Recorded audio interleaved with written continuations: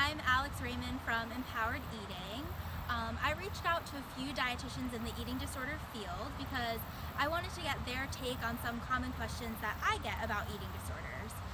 So I'm really looking forward to sharing that with all of you. Hi, my name's Heather Caplan. I am a registered dietitian in the Washington, D.C. and Northern Virginia area. I have a private practice where I work mostly with active women, primarily who have had an eating disorder or currently struggle with disordered eating patterns, are chronically dieting or chronically injured, and would like a more sustainable way to actively fuel their lifestyle and to stay in the sports and activities that they love. You can find more about my work on heathercaplan.com. I host a weekly podcast called RD Real Talk, and I'm on Twitter and Instagram as @HeatherDCRD. The first question I'm answering today is, what do you want the world to know about the Female Athlete Triad and or the Lane 9 Project?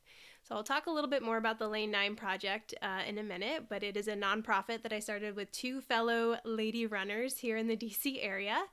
And our main mission is to raise awareness of the female athlete triad. So what do I want the world to know about the triad is, first of all, that it's way more common than most coaches, physicians, parents, teammates, or even friends may think and may realize. It can really put women at risk for long-term health consequences such as infertility, low bone density or osteoporosis, and maybe even inactivity if some of the injuries that they sustain during this time are long-lasting and have a lasting impact on their ability to do some of the sports that they love. You certainly don't have to consider yourself an athlete to be at risk for the female athlete triad. We see it all the time in women and girls who just run for hobby. So even if just training for a marathon is something that you do for fun, then you could be at risk for the female athlete triad if you're not fueling that activity adequately and you're not really honing in on what your body needs. You also don't have to be diagnosed with an eating disorder to have the female athlete triad. One of the aspects of the triad is low energy availability, along with loss of menses, which is lack of a period, and low bone density. Those are the three aspects of the triad. So you don't have to have an eating disorder. You also don't have to have a stress fracture in order to be at risk for the triad or to be someone who is in need of treatment. So I really just want people to know that it kind of can affect women at all levels of sport and in a variety of sports and all levels of activity.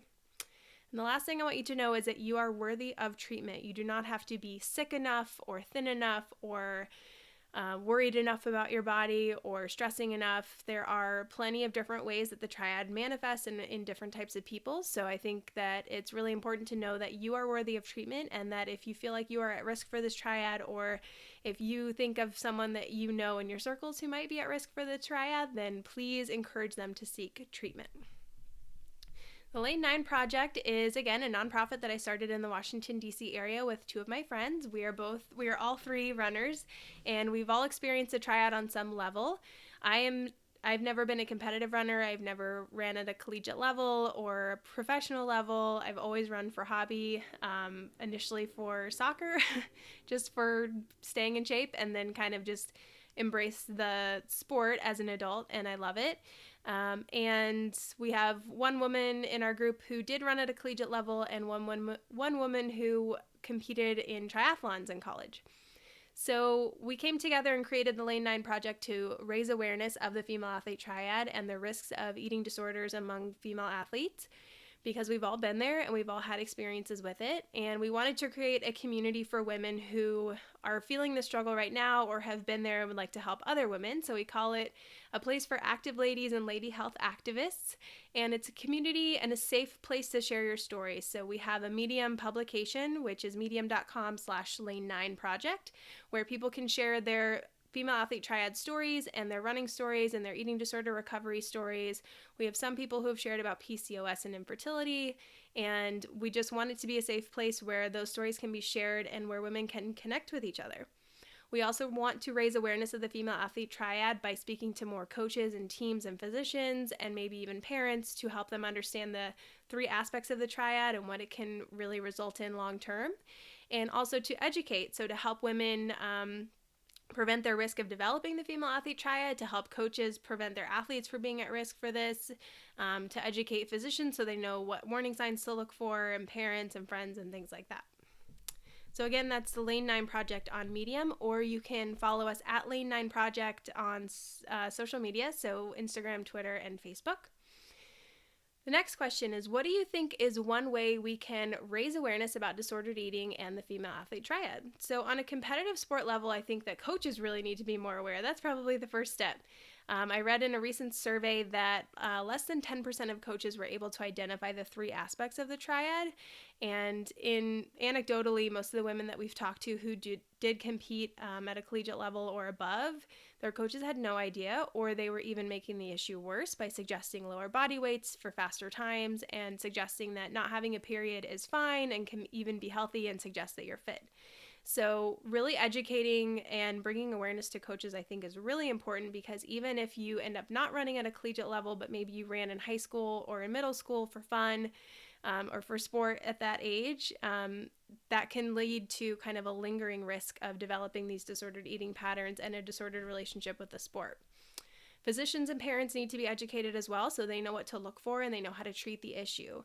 The 3 of us who came together to form the Lane 9 Project all had a very similar story with our physicians, which was that all 3 of us were missing our periods, and no one seemed to be concerned about that or ever suggested that it was an issue.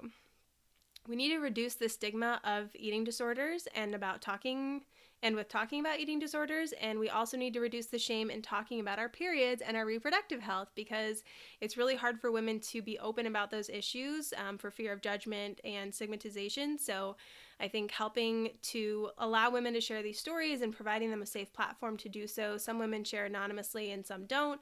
And really connecting them with women who have been there is helpful, and it's a first step. But I think in my opinion, just talking about these things more and more, both in conversations with friends. I try to do a lot of writing about these topics on my personal blog about nutrition and health, and just kind of helping break down those walls by the more we talk about it and the more we hear about it, the less scary it might be. Why do you love working with eating disorder and disordered eating clients? Well, I struggled with an eating disorder in college when I was studying nutrition to be a dietitian, and it took me years to recover because I didn't realize that I had a problem for a really long time, and I thought that I was just being really healthy. And I didn't really know all of the warning signs and different levels of disordered eating, so in my mind, if I didn't have a clinical eating disorder, then I didn't need any treatment.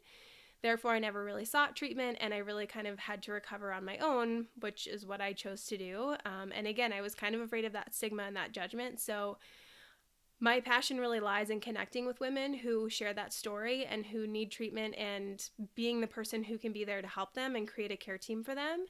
I also love connecting with eating disorder clients because I can relate to some of their struggles, but I learned so much from other things that they're struggling with, and it's helpful for me to kind of see that variety of how it can present and how it manifests, and to be able to help them and kind of empower them to find a way to fuel their lifestyle and to feel like what they're doing is healthy for them and what they're doing is healthy for their body, and to bring them back into a place of balance and well-being, whatever that might mean for them. And I love that for every person that really looks different. So I learn a lot from my clients, and I have a lot of satisfaction in helping them, just because I wish that someone had done that for me, or that I had sought that out for myself. And it's really rewarding to watch someone progress through and kind of get to a place where they're on their own and they're ready to continue on with life and not have to obsess over food in their bodies. All right, we're going to wrap up with a fun fact about me. Well, currently I'm 25 weeks pregnant, so I hope that's kind of a fun fact.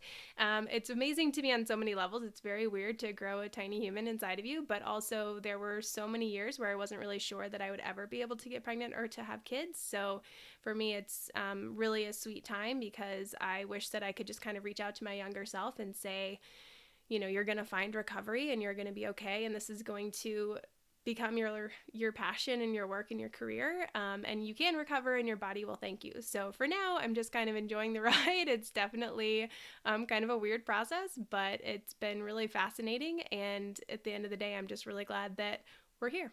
So thank you so much for giving me the space to talk about the Female Athlete Triad and the Lane 9 Project. If you want to find me on social, again, it's at HeatherDCRD, and the RD Real Talk podcast, and my website is heathercaplan.com. Thanks so much. If you or someone you know is struggling with an eating disorder, please give our office a call for information on how we can help.